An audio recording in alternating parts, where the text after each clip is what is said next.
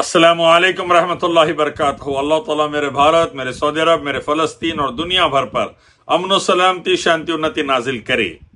तमाम इंसानों को एक बात अच्छे से समझना चाहिए, हम सबका रब, मालिक, ईश्वर, गॉड, अल्लाह एक है।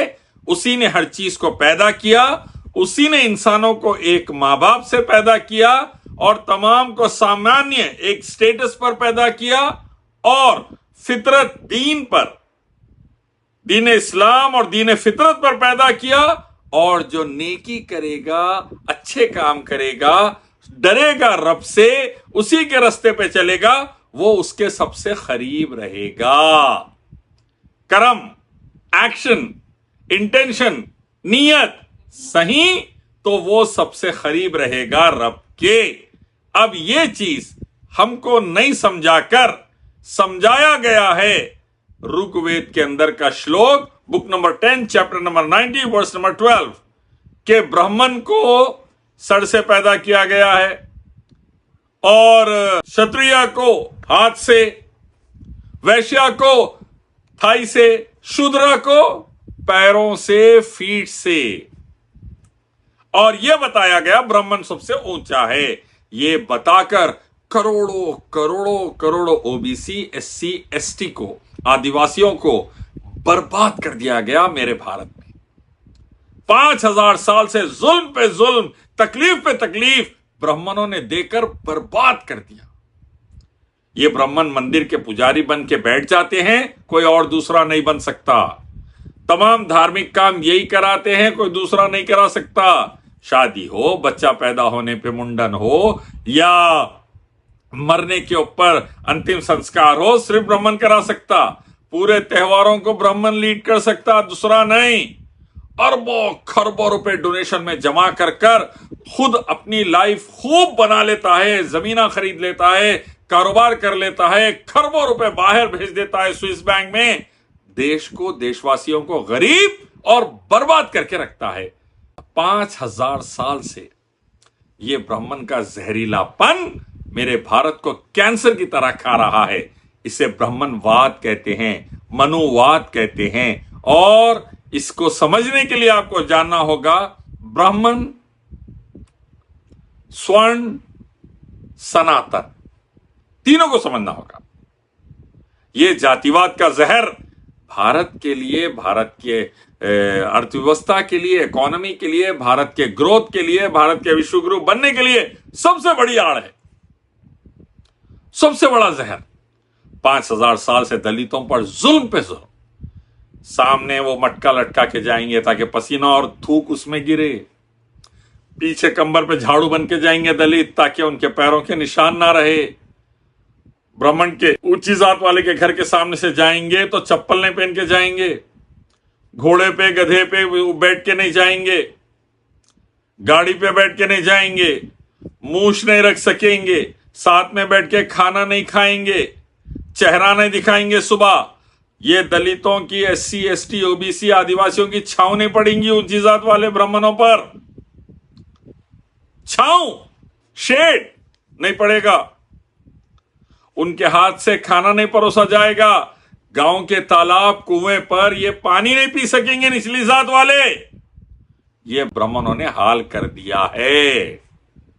ब्राह्मण, स्वर्ण, सनातन ने ये बर्बादी लाई है 80 करोड़ से ज्यादा हिंदुस्तानियों पर। और ये 5000 साल से जुल्म चलता आ रहा है।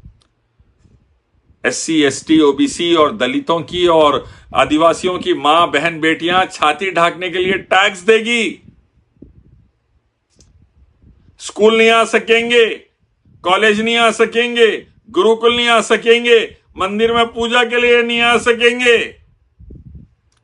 और तमाम काम जो कारोबार के है, बिजनेस के है, नौकरी के है, ये लोग नहीं कर सकेंगे।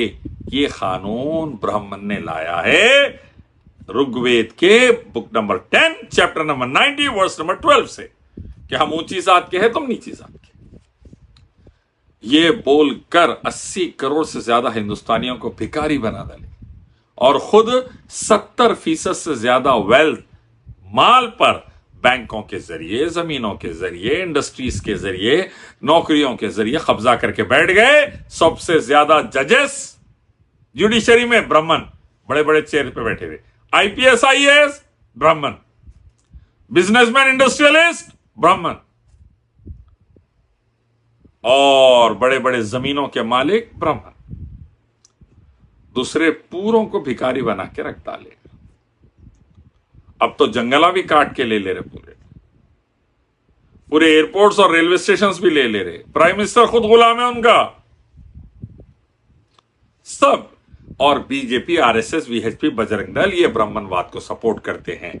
और अब कोई दलित, एससी, एसटी, ओबीसी, आदिवासी कितना भी ऊंची पोस्ट पे चले जाए, प्रेसिडेंट बन गया कोविंद या प्रेसिडेंट मुर्मू जो है, क्या हुआ हाल? मंदिर नहीं जा सकते, मंदिर में एंट्री नहीं, कोविंद को भी नहीं, प्रेसिडेंट मुर्मू को भी नहीं। कोविंद की बीवी, प्रेसिडेंट बीवी को तो धक्का देके निकाल दिया तिरुपति से, अंदर नहीं आना, निचली जात के। चीफ जस्टिस है, जूता मार डालेंगे उनके मुंह पे। आईपीएस है, इतना परेशान करेंगे, गोली मार लेंगे उन्हें। आईएएस गोली मार लेंगा। यानी भाई कोई भी पोस्ट पे अगर दलित पहुंच भी जाए, एससी, एसटी, ओबीसी, आदिवासी वाला, तो उसको ब्राह्मण जीने नहीं देते, आगे बढ़ने नहीं देते, सलीके से सरवाइव होने नहीं देते, उसको गिरा के रखते, दबा के रखते, बर्बाद कर देते। इस चीज को खत्म करे थे मुसलमान, इस्लाम की बरकत से। क्योंकि इस्लाम में जातिवाद नहीं है, नस्ल परस्ती, रंग परस्ती, पैदाइश के ऊपर अलग अलग जातियां नहीं। इस्लाम में मुसलमान है। ला इलाहा इल्लल्लाह मुहम्मद रसूलुल्लाह पढ़ लिया, नहीं है कोई माबूद सिवाय अल्लाह के, और आखिरी नबी मोहम्मद सल्लल्लाहु अलैहि वसल्लम है, ये पढ़ लिया, सब एक हो गए। गरीब रिक्शे वाला आके मस्जिद में फर्स्ट लाइन में खड़े हो जा सकता नमाज के लिए, पहली लाइन में, और बादशाह आया, अरबपति खरबपति कोई बिजनेसमैन आया, पीछे आया तो पीछे ठहरना पड़ता। ये तरीका है इस्लाम में।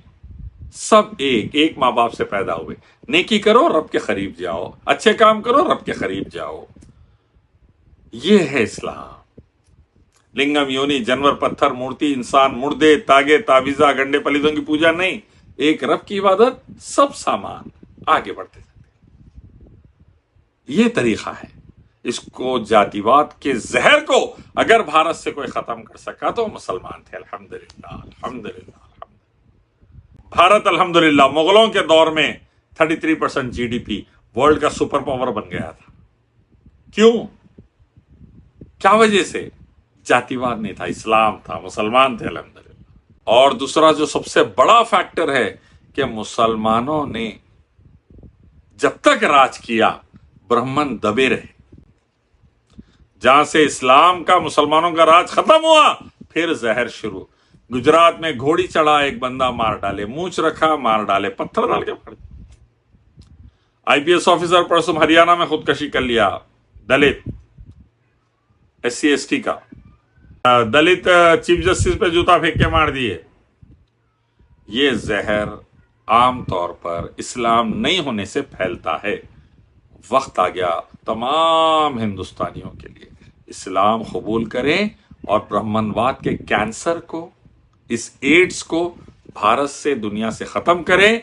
ब्राह्मण, स्वर्ण, सनातन के नाम पर जो जातिवाद का जहर बोया गया और 5000 साल से जो उत्पीड़न की गई है एससी, एसटी, ओबीसी, दलितों, आदिवासियों की, वो मसला खत्म हो। इस्लाम लाएं और दोनों जहां में कामयाबी पाएं, अमन और सलामती, शांति, उन्नति पाएं, भारत को फिर से विश्व गुरु बनाएं। इस्लाम लाएं।